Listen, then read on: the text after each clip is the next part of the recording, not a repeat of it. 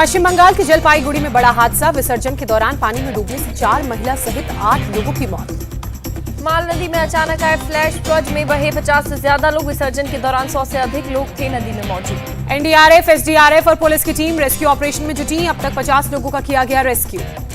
विसर्जन के दौरान हुए हादसे में 13 लोग घायल। सभी घायलों को अस्पताल में कराया गया भर्ती।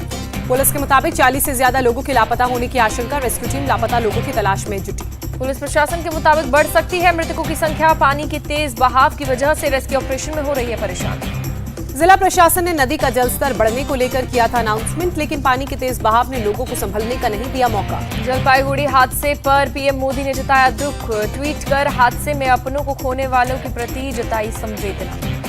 दिल्ली के गांधीनगर में कपड़े के मार्केट में लगी भीषण आग। कड़ी मशक्कत के बाद आग पर पाया जा सका काबू। फायर ब्रिगेड की 35 गाड़ियां मौके पर पहुंची। गांधीनगर के नेहरू गली में लगी थी आग। आग लगने की करेगी जांच। दुकान की पहली मंजिल पर लगी थी आग। कपड़ा होने की वजह से तेजी से फैली आग। आग ने कई दुकानों को अपनी चपेट में लिया। आग में जलकर लाखों का माल हुआ खाक। शॉर्ट सर्किट से आग लगने की जताई जा रही है आशंका। मौके पर पहुंची फॉरेंसिक टीम। गुजरात की सूरत में ड्रग माफिया अला रखा पर कसा शिकंजा। प्रशासन माफिया के घर पर बुलडोजर चलाता हुआ नजर आया।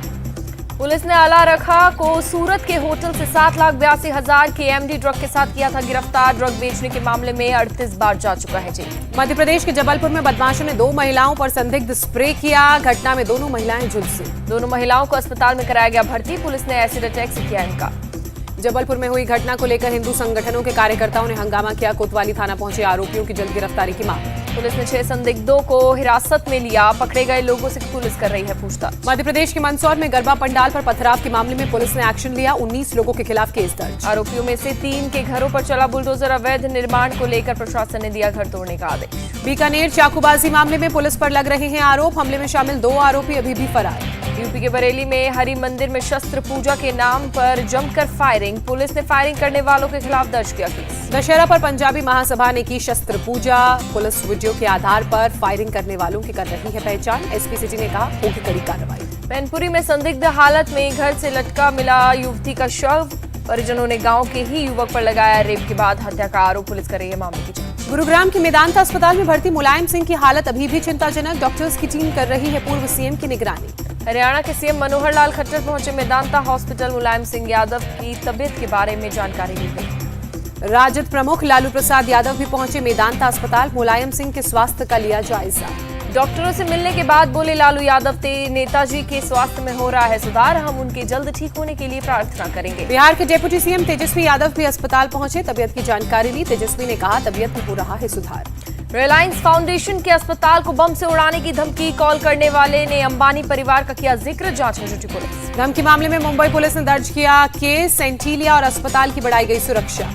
बाल ठाकरे की विरासत पर कब्जे को लेकर दशहरा पर मुंबई में 2 रैलियां। शिवाजी पार्क और बीकेसी में उद्धव और शिंदे ने किया शक्ति प्रदर्शन। दशहरा रैली में उद्धव ठाकरे का शिंदे पर निशाना। कहा कटप्पा को जनता माफ नहीं करेगी। उद्धव ठाकरे का बयान बीजेपी को छोड़ा है हिंदुत्व को नहीं। कहा मोहन भागवत मस्जिद गए थे तो क्या उन्होंने हिंदुत्व छोड़ दिया। उद्धव ठाकरे के भाषण के बाद शिवाजी पार्क में जलाया गया 50 करोड़ का खोखा से।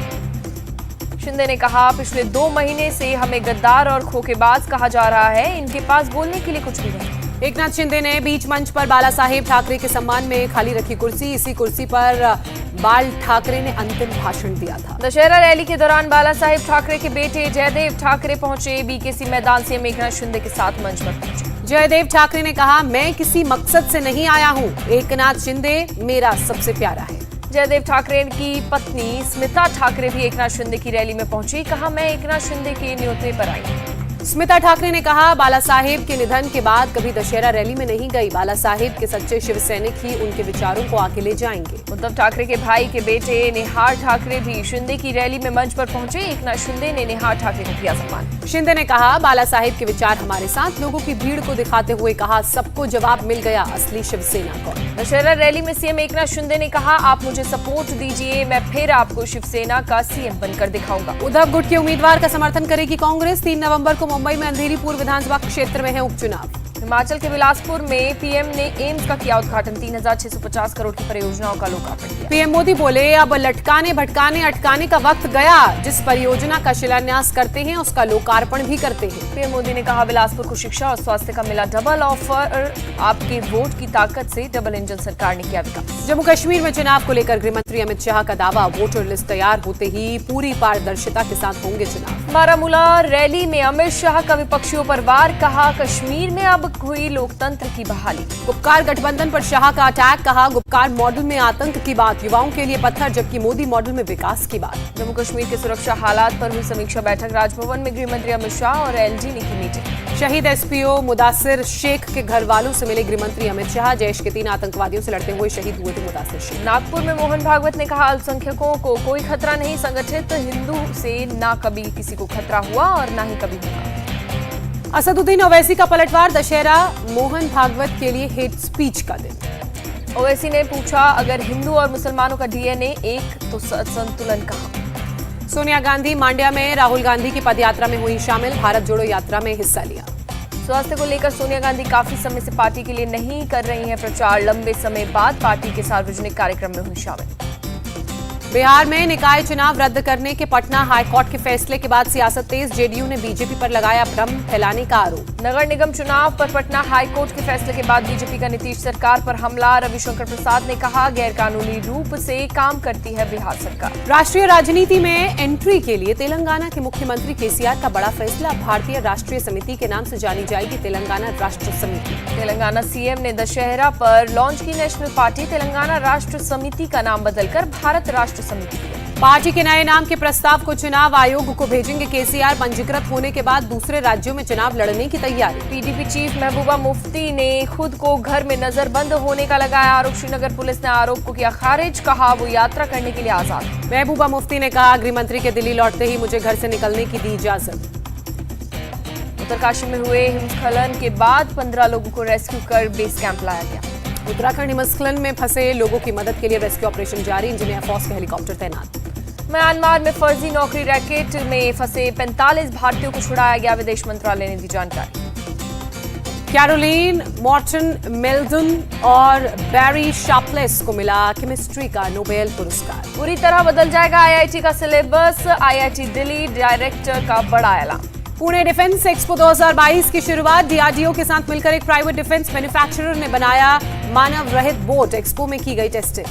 शोपियां में आतंकियों से सेना की दूसरी मुठभेड़, एक लोकल आतंकी मारा गया। जम्मू कश्मीर के डीजी जेल की हत्या के मामले में नौकर यासिर ने कबूला अपना जुर्म, जांच के दौरान कोई आतंकी एंगल नहीं आया सामने। जम्मू के डीजी जेल एचके लोहिया का किया गया अंतिम संस्कार, जम्मू में दी गई श्रद्धांजलि। मंगलवार को संदिग्ध हालत में कर दी गई है एचके लोहिया की हत्या। अरुणाचल प्रदेश के तवांग इलाके के पास भारतीय सेना का चीता हेलीकॉप्टर दुर्घटनाग्रस्त हुआ, हादसे में लेफ्टिनेंट कर्नल पायलट की मौत।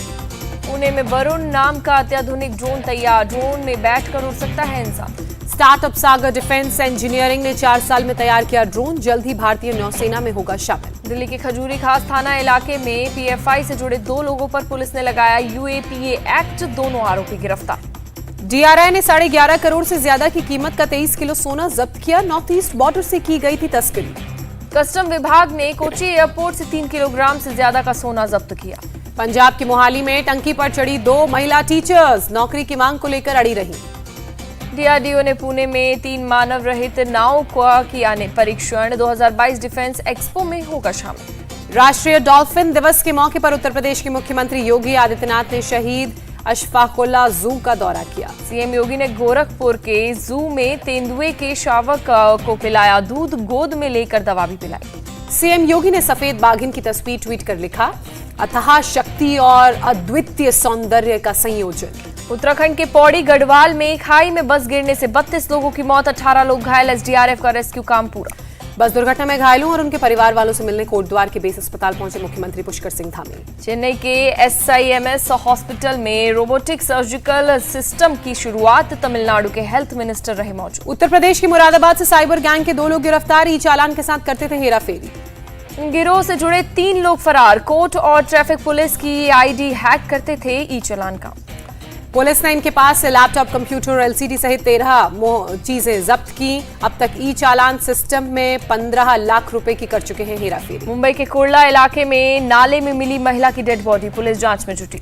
देश भर में विजयदशमी की धूम। दिल्ली के लाल किला मैदान में रावण, कुंभकर्ण और मेघनाथ के पुतले फूंके गए। दिल्ली के लवकुश रामलीला में हुआ रावण दहन। एक्टर प्रभास ने धनुष बाण से लगाया रावण के पुतले का निशाना। दिल्ली के सीएम अरविंद केजरीवाल लाल किले पर आयोजित दशहरा समारोह में शामिल हुए। दिल्ली के सीएम अरविंद केजरीवाल ने तीर चलाकर रावण का दहन किया। 100 फीट का बनाया गया था रावण का पुतला। रामलीला मैदान में जापान, इटली, रूस सहित कई विदेशी राजनयिक पहुंचे। पहली बार दशहरा के कल्चर को समझने के लिए हुए शामिल। दिल्ली के श्री धार्मिक रामलीला में शामिल हुए उपराष्ट्रपति जगदीप धनखड़, तीर चलाकर रावण का किया दहन। महादेव की नगरी वाराणसी में जलाया गया रावण। लोगों ने जय श्री राम के लगाए नारे। झारखंड की राजधानी रांची में भी जलाया गया रावण। लोगों ने जताई खुशी, बुराई पर अच्छाई की हुई जीत। हरियाणा के यमुनानगर में रावण दहन के दौरान हादसा। जलता हुआ रावण कई लोगों के ऊपर गिरा, लोगों को आई चोटें। कुल्लू के इंटरनेशनल दशहरा उत्सव में शामिल हुए पीएम मोदी। कुल्लू टोपी पहनकर रघुनाथ जी के दर्शन किए, रथ खींचने की रस्म निभाई। पीएम मोदी ने कहा, कुल्लू दशहरे का बहुत विस्तार हुआ, अभी भी इसमें बहुत संभावनाएं हैं। दशहरा पर सोनिया गांधी ने कर्नाटक के भीमना कोली मंदिर में पूजा अर्चना की। पटना के गांधी मैदान में 70 फीट ऊंचे रावण के पुतले का दहन। 2 साल बाद रावण वध का भव्य कार्यक्रम हुआ। अमृतसर में भी विजयदशमी की धूम, फूके गए रावण, कुंभकर्ण और मेघनाथ के पुतले। देहरादून में भी दशहरे की रौनक नजर आई। रावण दहन देखने पहुंची भारी संख्या में लोगों की भीड़। लेह में बुराई पर दिखी अच्छाई की जीत। रावण दहन के वक्त लोगों ने जमकर बजाई तालियां। विजयदशमी पर मध्य प्रदेश के मुख्यमंत्री शिवराज सिंह चौहान ने उज्जैन के महाकालेश्वर मंदिर में की पूजा अर्चना। ममता बनर्जी ने विजयदशमी पर सभी को बधाई दी। कहा, देश में बुराई पर अच्छाई की जीत होनी चाहिए। तमिलनाडु के शिवकाशी में दिवाली की तैयारियां जोरों पर। बड़े पैमाने पर बनाए जा रहे हैं पटाखे। रायपुर के दशहरा उत्सव में शामिल हुए रामायण सीरियल के राम और सीता। अरुण गोविल और दीपिका चिखलिया का सीएम भूपेश बघेल ने किया स्वागत। लखनऊ के ऐशबाग में वाटरप्रूफ रावण का हुआ दहन। पुतले पर लिखा, सर तन से जुदा और कट्टरपंथी मानसिकता का हो नाश। मथुरा में लंकेश भक्त मंडल में दशहरा के मौके पर की रावण की पूजा। भोपाल के टीटी नगर रामलीला ग्राउंड में किया गया रावण दहन। कुंभकर्ण और मेघनाथ का पुतला भी हुआ दहन। श्रीनगर में क्रिकेट स्टेडियम के पास हुआ रावण दहन। शहर के लोगों ने लिया कार्यक्रम में भाग। चंडीगढ़ में भी फूका गया अहंकारी रावण का पुतला। सीएम भगवंत मान रावण दहन कार्यक्रम में मौजूद रहे। सिलीगुड़ी में सिंदूर खेला के साथ माता की विदाई। सुहागिनों ने एक दूसरे को लगाया सिंदूर, दी बधाई। असम के गुवाहाटी में भी सिंदूर खेला के साथ माता को दी गई विदाई। महिलाओं ने एक दूसरे को लगाया सिंदूर। मुंबई में बॉलीवुड सितारों ने दी माता को विदाई। अभिनेत्री रानी मुखर्जी, तनीषा ने सिंदूर खेला में लिया भाग, एक दूसरे को लगाए सिंदूर। बीरभूम की मयूराक्षी नदी में किया गया दुर्गा प्रतिमा का विसर्जन। गाजे बाजे के साथ दी गई माता को विदाई। अहमदाबाद में दशहरा के मौके पर जबरदस्त दिखा उत्साह। लोगों ने फाफड़ा और जलेबी खाकर किया सेलिब्रेट। कानपुर के दशानंद मंदिर में बड़ी संख्या में पहुंचे श्रद्धालु। दशहरा के मौके पर किए रावण के दर्शन। दशहरा के मौके पर सूरत में अंतिम गरबा का आयोजन। भक्ति गानों पर झूमते नजर आए युवा। दशहरे के मौके पर रोशनी से नहाया मैसूर पैलेस। भव्य आयोजनों के बीच बड़ी संख्या में दशहरा देखने पहुंचे लोग। बेंगलोर में परंपरागत टाइगर डांस का आयोजन। बड़ी संख्या में देखने पहुंचे लोग। कलाकारों ने लोगों का खूब किया मनोरंजन। दशहरे के मौके पर मदुरई में अनोखा कार्यक्रम। अलग अलग एज ग्रुप के 108 कलाकारों ने एक साथ बजाई वीणा। हरिद्वार में साधु संतों ने भी विजयदशमी पर अपने अस्त्र शस्त्रों की विधि विधान से की पूजा। इंदौर में भी पुलिस अधिकारियों ने विजयदशमी पर अपने शस्त्रों की पूजा अर्चना की। विजयदशमी पर अलीगढ़ में आरएसएस ने देशभक्ति की धुन पर निकाला मार्च। शक्ति, साहस और शौर्य का प्रदर्शन किया।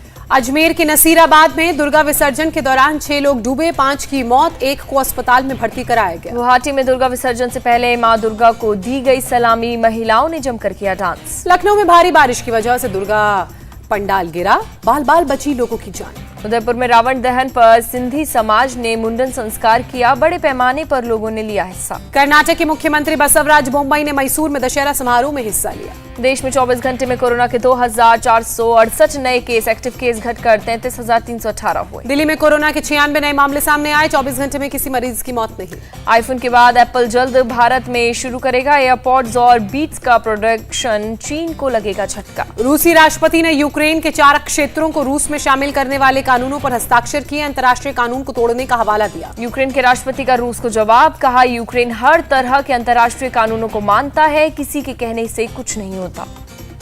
यूक्रेन के राष्ट्रपति व्लादिमीर जेलेंस्की की रूस के नेताओं को दो टूक। कहा, तुम ऑलरेडी युद्ध हार चुके हो। यूक्रेन के 4 प्रांतों को रूस में शामिल किए जाने के बाद पुतिन पर भड़के कीव शहर के लोग बोले, यह हमारा देश है और इसकी रक्षा हम करेंगे।